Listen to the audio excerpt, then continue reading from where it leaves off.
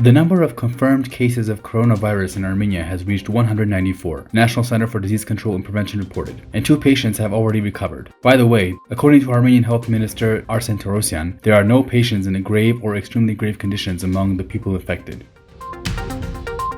The Armenian Parliament adopted in the second reading the amendments to the Criminal Code and Code on Administrative Offences to toughen punishment for those breaching the rules of state of emergency during the pandemic. The government proposed to fine all those who would breach the demands of quarantine or self-isolation so that people could be held accountable for negligence. The punishment will be tougher if the man infected 2 or more persons, an underage or a pregnant woman. The cabinet also offers to punish those who would violate the restrictions on the publication or dissemination of information set by the rules under state of emergency. Meanwhile, according to the Deputy Chief of Police, police daily registered 2 to 4 cases of violation of self-isolation.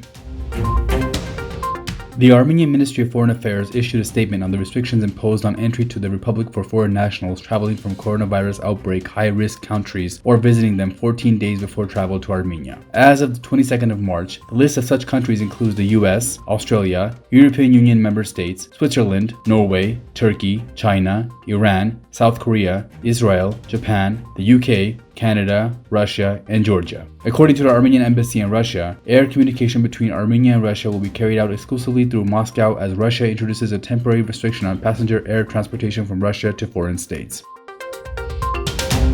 Over 100,000 people have recovered from coronavirus globally. The death toll has reached 15,317, and there are 350,511 coronavirus cases worldwide. China still has the highest number of cases, over 80,093, while Italy has more than 59,000 cases, and the US over 59,000.